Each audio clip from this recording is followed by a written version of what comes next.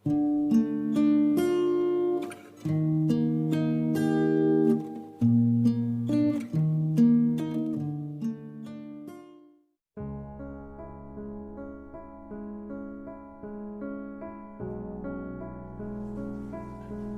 के पर्व की आप सभी को बहुत बहुत शुभकामनाएं। 73 साल से हम इस पर्व को बड़े गौरव से मनाते आ रहे हैं ना।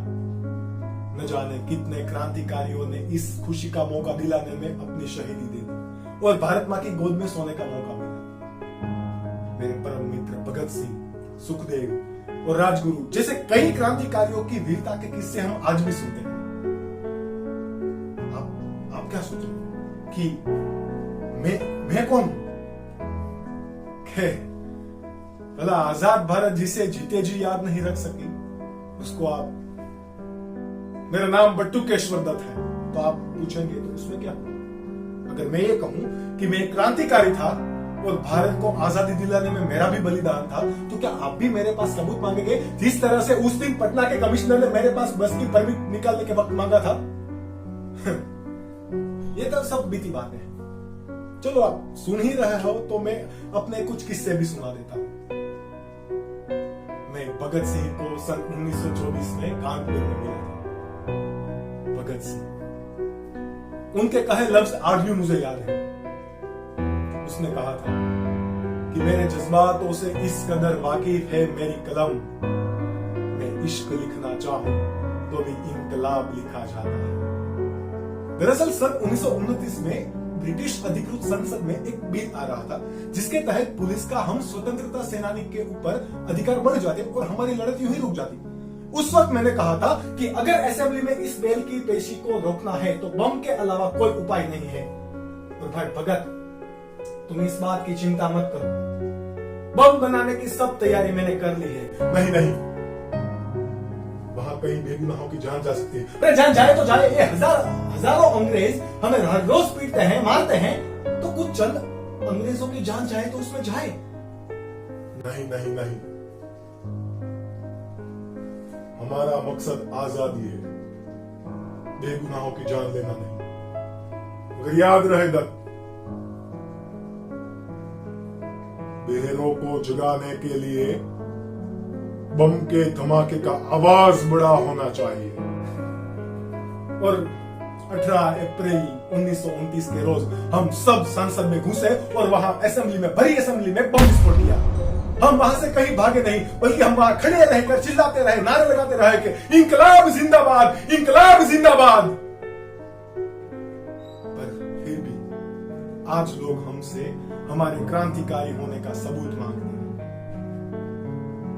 भगत सिंह पर चल रहे कई आरोपों के तहत ब्रिटिश सरकार ने उसे फांसी की सजा सुना दी और मुझे आजीवन कारावास के लिए अंडमान भेज दिया गया। उस वक्त मैंने लिखा था कि मेरे भाई भगत, इस वक्त मैं अपने आप को बड़ा अपमानित महसूस कर रहा हूं।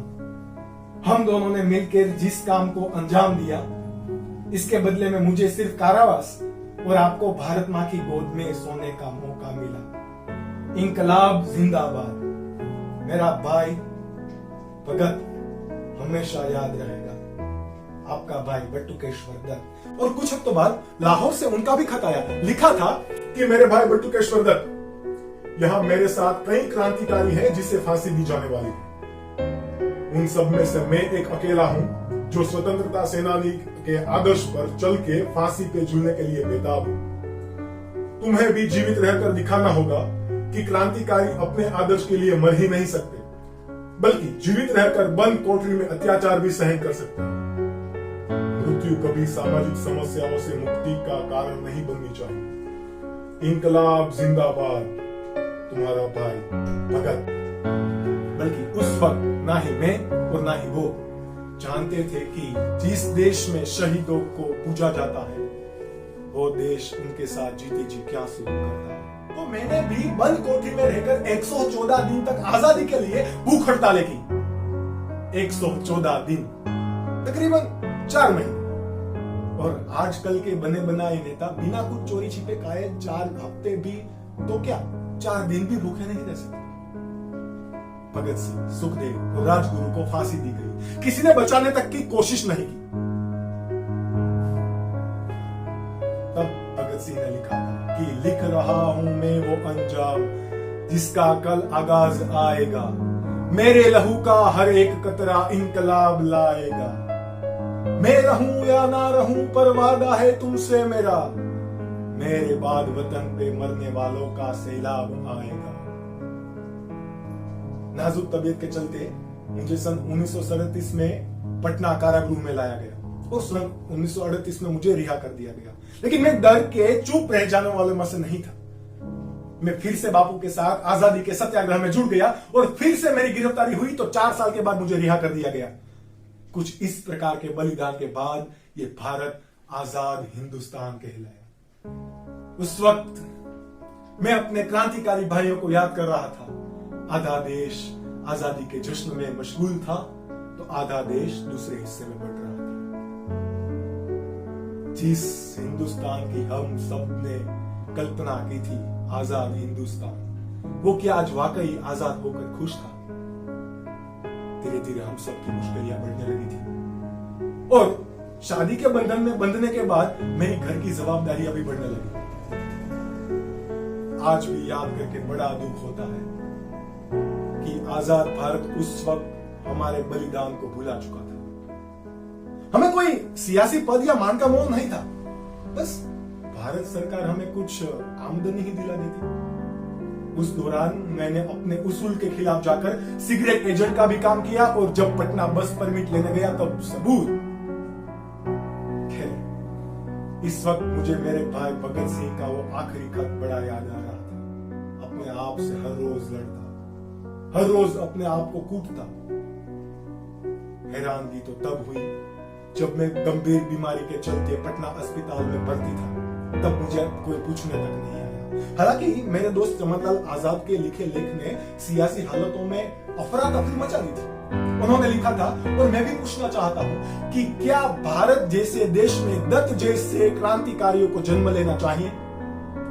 परमात्मा ने ऐसे शूरवीर को भारत में जन्म देकर बड़ी भूल की। जो क्रांतिकारी आजादी के लिए फांसी से बाल बाल बच गया, आज वो पटना के कई कोने में बीमार अवस्था में पड़ा है, कोई पूछने वाला तक नहीं। मुझे इसके बाद कई सेवाएं मिलने लगी, लेकिन शायद तब तक देर हो चुकी थी। मुझे दिल्ली लाया गया और जब मैं दिल्ली आया तो कभी सोचा नहीं था कि जिस दिल्ली के असेंबली में हमने बम विस्फोट किए थे, वहां मुझे इस तरह से स्ट्रेचर पर लाया जाएगा। और जब पंजाब के मुख्यमंत्री और भगत सिंह की मां विद्यावती मुझे मिलने आए, तब मैं कैंसर के मारे मरने की राह देख रहा था। उन्होंने मेरी आखिरी ख्वाहिश पूछी तो मैंने बताया था कि मेरा दाह संस्कार और समाधि मेरे भाई भगत सिंह के बगल में ही की जाए। मैं आखिरी सांस तक अपने आप को कोसता रहा कि अगर मुझे भगत सिंह, राजगुरु और सुखदेव के साथ फांसी दी जाती तो ऐसी कृतज्ञ भारत का मुझे दर्शन नहीं करना पड़ता। आज भी शहीद दिन और आजादी के पर्व जैसे मौके पर हम जैसे कई क्रांतिकारियों को याद तक नहीं किया जाता, ना ही हमारे बलिदान का कोई मोल किया जाता। मुझे इनसे कोई गिला शिकवा नहीं है, लेकिन ये मेरे कुछ दिल की व्यथाएं थी जो मैं आप सभी को सुनाना चाहता था। आजादी दिलवाने वाले कोई और थे और आजादी का श्रेय लेने वाले लोग और आज भी आजादी का श्रेय लेकर वोट मांगने वाले लोग घूमते फिरते हैं। कहीं मिले हो तो सिर्फ पूछना उन्हें कि क्या दत्त जैसे क्रांतिकारी के परिवार आज सुरक्षित है या फिर किस हालात में।